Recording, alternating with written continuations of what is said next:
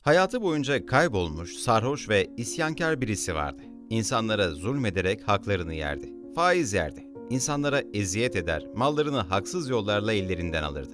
İşlemediği günah kalmamıştı neredeyse. İnsanlar onun kendilerine bulaşmasından korkup uzak dururlardı. Geceleri ağlayarak şöyle derdi: "Ya Rabbi, sen cennet ehlinin kim olduğunu da, cehennem ehlinin kim olduğunu da en iyi bilensin. Ben o ikisinden hangisiyim? Allah'ım, beni cennetin sakinlerinden yap. Cehennemin sakinlerinden yapma." Malik bin Dinar rahimehullah şöyle anlatıyor: "Bir zaman evlenmek ve çocuk sahibi olmak istedim. Evlendim. Bir kızım oldu ve ismini Fatıma koydum. Onu çok seviyordum. Fatıma büyüdükçe kalbimdeki iman da artıyor gibiydi. Günah işlemelerim azaldı. Ne zaman ki Fatıma yanıma yaklaşıp elimde içki bardağı görse onu elimden alır kaldırırdı.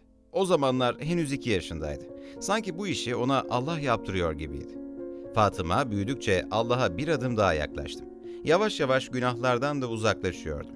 3 yaşına geldiğinde Fatıma vefat etmişti. Önceden olduğumdan daha berbat bir hale dönmüştüm.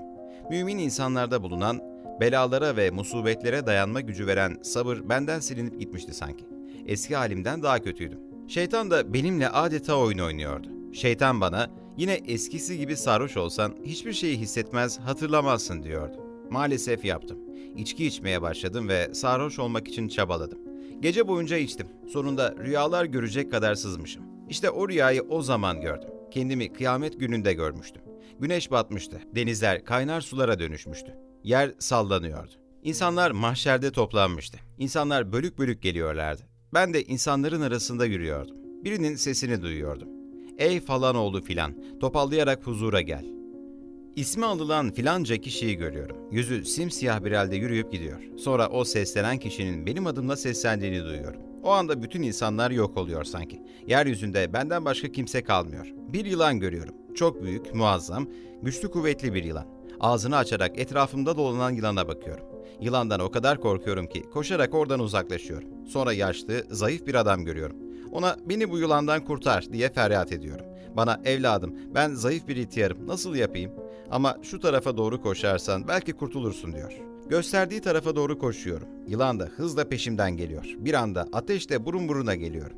Kendi kendime yılandan ateşe düşeyim diye mi kaçıp durdum? Geri dönüp hızla koşmaya devam ediyorum. Yılan da bana yaklaşıyor. O zayıf adama yeniden gidiyorum. Ona "Allah aşkına kurtar beni, kurtar" diye yalvarıyorum. Adam halime acıyarak ağlıyor. Bana "Sana söylemiştim. Ben zayıf bir adamım. Bir şeye gücüm yetmez ki. Ama şu dağın oraya doğru koş. Belki orada kurtuluşu bulursun." Dağa doğru koşmaya başlıyorum. Yılan beni neredeyse yakalayacak. Dağın tepesinde küçük çocuklar buldum. Çocukların hepsi birden "Ey Fatıma, koş, yetiş, baban geldi, baban geldi" diye haykırıyorlardı. O Fatıma'nın kızım olduğunu anladım. Bir anda daha 3 yaşındayken vefat etmiş bir kızım olduğu için sevindim. Beni bu durumdan kurtaracağını umdum. Kızım geldi, sağ eliyle beni, sol eliyle yılanı tuttu. Ben korkumdan ölmek üzereydim. Sonra kucağıma oturdu. Dünyadayken nasıl oturuyorsa öyle. Bana "Babacığım, iman edenlerin Allah'ı zikretmekten ve inen haktan dolayı kalplerinin saygıyla ürpermesinin zamanı gelmedi mi?"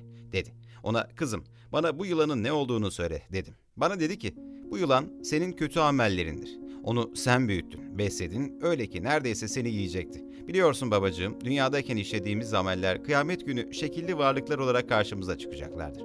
O zayıf adamsa senin iyi amellerindir. Onu sen zayıf bıraktın, güçsüz düşürdün. O da sana şimdi yardım edemiyor. O yüzden de senin için ağlıyor. Şayet ben doğmamış olsaydım, küçük yaşta vefat etmemiş olsaydım, belki de sana fayda verecek hiçbir şeyin olmayacaktı." Sarhoşluk uykusundan haykırarak uyandım.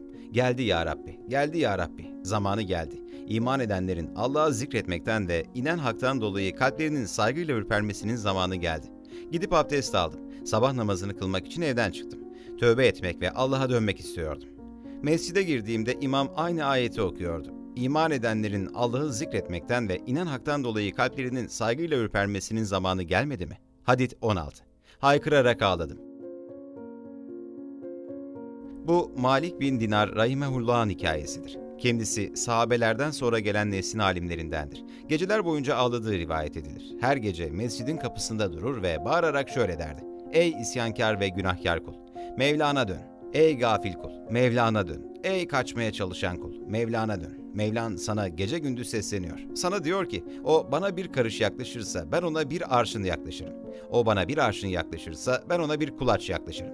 O bana yürüyerek gelirse ben ona koşarak giderim. Bizlere tövbeyi, affını ve mağfiretini nasip et ya Rabbi.